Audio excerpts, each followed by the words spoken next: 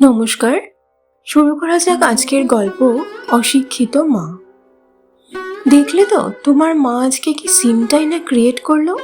ইস, কোনো মানে হয়? এইসব 5 স্টার হোটেলে ডিনার করতে গিয়ে কেউ কখনো নিয়ে যায় ওরকম একটা ইলিটারেট মহিলাকে? রাগে কচকচ করতে করতে কথাগুলো বলল মল্লিকা। আজকে পারদ খুব চড়েছে। পার্থ তাই মিনমিন করে উত্তর দিল, আমি কি করব? তাতান জেদ করলো বলেই তো নিয়ে যেতে হলো। আফটার অল আজ ওর বার্থডে। কথাটা শুনে মল্লিকার পারদ আরো চড়ল, সঙ্গে গলার রেঞ্জও। হোয়াট ডু ইউ মিন?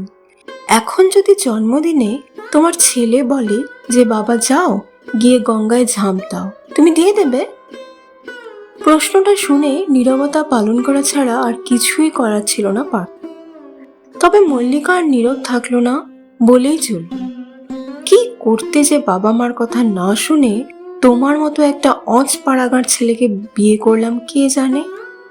লোকে এমনি এমনি তো বলে না ফ্যামিলি কালচার ক্লাসের কথা, কারণ আছে। আজ বুঝেছি তোমার মতো একজন এত বড় গাইনোকোলজিস্টের মা যে এ ফর অ্যাপেলও জানে না, সেটা কেউ বাইরে থেকে দেখে বুঝবে? ইস, আজকের পার্টিতে আমার সব অফিস কলিগস, কলেজ ফ্রেন্ডস, রিলেটিভরা এসেছিল। কি ভাবলো আমাদের ব্যাপারে? I feel so insulted. এক নিঃশ্বাসে কথাগুলো বলে মল্লিকা এবার থামলো দম নামার জন্য। তখনই ঘরের দরজায় টোকা। ভাঙা গলায় খুব আস্তে সে জিজ্ঞেস করলো, বাবু আসবো?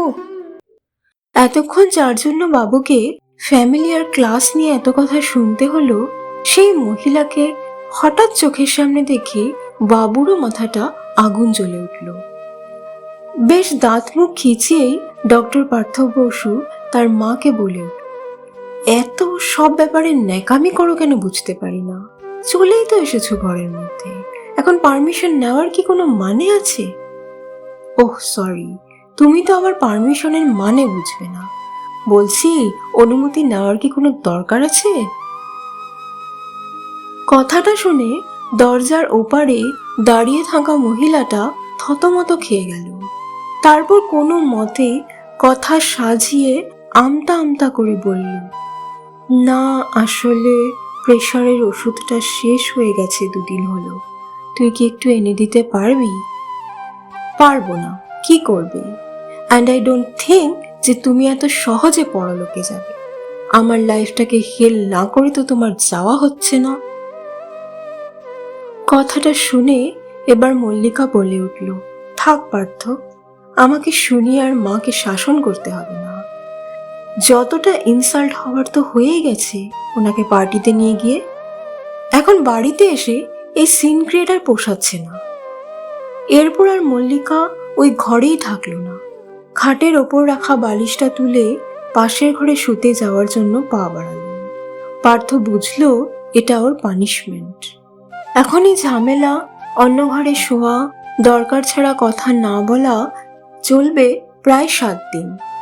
ব্যাপারটা ভেবেই আবার ছড়ানো ছেটানো রাগটা এসে জমা হলো দরজার ওপারে দাঁড়িয়ে থাকা মায়ের উপর। সব তোমার জন্য হলো। তুমি বোঝো না তুমি আমাদের সোসাইটিতে মেশার মতো মানুষ না?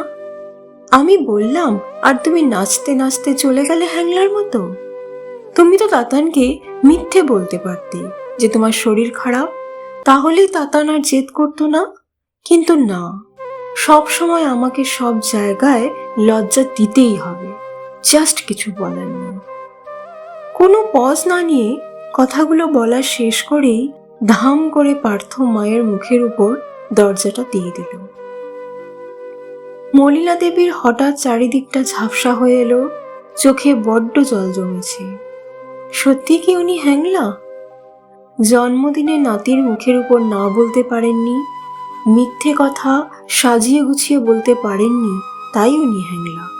প্রশ্নগুলো বারবার মনে ভিড় করতে থাকলো, আর চোখে ভেসে উঠল পার্টিতে আসা লোকগুলোর হাসি হাসি মুখ। সবাই হাসছিল ওনাকে দেখে, মজা নিচ্ছিল একজন গাইয়ার। আসলে সেদিন পার্টিতে সব কন্টিনেন্টাল ডিশ হয়েছিল, পাস্তা, পিৎজা, নুডলস। ম্যাস্কিকান কারি, পনির পাসান্দা এইসব। সেই সব খাবার চোখে দেখা তো দূরে থাক, নামও শোনেননি কখনো মলিনা দেবী। তাই বৌমা যখন তার হাই ক্লাস সোসাইটির ফ্রেন্ডদের সঙ্গে হাই হ্যালো করছিল, তখন মলিনা দেবী সবার সামনেই বৌমাকে প্রশ্ন করে ফেললেন, বৌমা, বলছিলাম কি বেগুন ভাজা, সোনামুগের ডাল, ছেঁচড়া এসব কিছু হয়নি? ওই শুয়োপোকার মতো ওইগুলি টেবিলে কি সাজানো আছে? ওইগুলো লোকে খেতে পারে নাকি? ব্যাস, কথাটা শুনেই মল্লিকার মুখ লাল লজ্জায়। আশেপাশের সবাই তো যেন লাফটার শো দেখার মতো হো হো করে হেসে উঠল। পাশে দাঁড়িয়ে থাকা একজন মহিলা হাসি মুখেই বলে উঠল, aunty, are you out of your mind? আপনি কি বলছেন এইসব? মলিনা দেবী বোকার মতো মুখ করে আরেকটা প্রশ্ন করে ফেলল, আংটি? মা, তুমি আমাকে আংটি বলে কেন ডাকছো? আমি তো তোমার মাসিমা হই। কথাটা শেষ হতেই মল্লিকা সবার সামনেই চিৎকার করে উঠল, আপনি থামবেন মা, জাস্ট স্টপ ইট প্লিজ। কিন্তু ততক্ষণে যা হবার তা হয়ে গিয়েছে।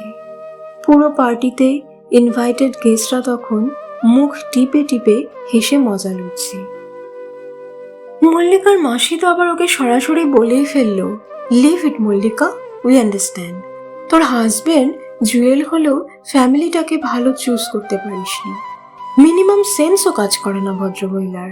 একে নিয়ে এসব জায়গায় আসাটা তোদের উচিত হয়নি একদম। সেই দিন কথাটা যেন তীরের মতো এসে বিঁধেছিল মল্লিকাকে, আর তার রেশ চলেছিল 7 দিন। পার্থর সঙ্গে কথা বন্ধ, বাড়িতে রান্না বন্ধ, আর শাশুড়ি মাকে চোখের সামনে দেখলেই তেলে বেগুনে জ্বলে ওঠা। শেষের উপসর্গটা এই 7 দিন পার্থরও হয়েছে। মা এই কদিন যতবারই কথা বলতে এসেছে, পার্থ মুখ ঝামটা ছাড়া আর কিছুই ফিরিয়ে দিতে পারেনি। এই যেমন সেদিন বাড়ির কাজের লোক আসেনি, মল্লিকার আগের ঠেলায় সকাল সকালই অফিস বেরিয়ে গেছে, লাঞ্চ করবে ক্যান্টিনে। কিন্তু পার্থ তো কখনো না খেয়ে বেরোয় না, তাই মলিনা দেবী নিজেই চলে গিয়েছিল রান্নাঘরে। হাতে তেল মেখে এঁচড় কেটেছিল। ছোটবেলায় ছেলেটার এঁচড়ের ডালনা খুব পছন্দ ছিল। যখনই রান্না করত ওকে এসে জড়িয়ে ধরত খুশিতে। এইসব ভেবেই ডাইনিং টেবিলে পার্থর জন্য এঁচড়ের ডালনা সাজিয়েছিল বাটিতে। কিন্তু আজকের দিনটা একটু আলাদা হলো। পার্থ এলো, নির্বিকার মুখে খেলো, তারপর হাত ধুতে উঠে গেল। মলিনা দেবী কিছুই বুঝতে পারল না। তাহলে কি রান্নাটা খারাপ হয়েছে? নুন ঝাল ঠিক আছে তো? এইসব ভাবনার ভিড়েই আনমনে প্রশ্নটা করে ফেলল, এঁচড়ের ডালনাটা ঠিক ছিল রে? পার্থ কথাটা শুনে ভ্রুটা কুঁচকে বলল, মানে ভুল থাকবে কেন? মলিনা দেবী থমথমে মুখে বলল, না আসলে তুই তো কিছু বললি না, তাই। পার্থ তখন বেশ ঝাঁঝিয়ে উত্তর দিল, কাজগুলো করো কি নাম কেনার জন্য? কি ভাবলে এইসব রান্না করে খাওয়ালেই সেদিনের ইনসাল্টটাও ভুলে যাব? তোমার জন্য মল্লিকার সঙ্গে আমার সম্পর্কটাতে এত ঝামেলা। 7 দিন ধরে আমরা কথা বলছি না, সেই সবে এঁচড়ের ডালনা খেয়ে ভুলে যাব? মলিনা দেবী এসবের পর কি বলবে বুঝতে পারছিল না। সত্যি এরপর কিছু বলার থাকে না। শুধু চোখ দুটো আবার ঝাপসা হয়ে যাচ্ছে জলে। অনেক চেষ্টা করেও চোখ দুটোকে রুক্ষ শুষ্ক রাখতে পারছেন না। সেটা দেখে পার্থর গলার রেঞ্জটা আরো বাড়িয়ে বলল, মা প্লিজ, এই মেলোড্রামাটা বন্ধ করো। এইসব ন্যাকামি আর সহ্য হচ্ছে না। মলিনা দেবী এই কথাটারও কোনো উত্তর দেয়নি, কারণ সামনে যে দাঁড়িয়ে এসব কথা বলছে তাকে উনি চেনেন না। এই পার্থ একদম অচেনা। ওনার নিজের ছেলে আজ অনেক দূরের লোক, যাকে দূর থেকে দেখা যায় কিন্তু সে ধরাছোঁয়ার বাইরে। গল্পের পরবর্তী অংশ দুপুর 3:30টায় আসবে। গল্পটি শোনার জন্য চ্যানেলটি অবশ্যই সাবস্ক্রাইব করতে হবে।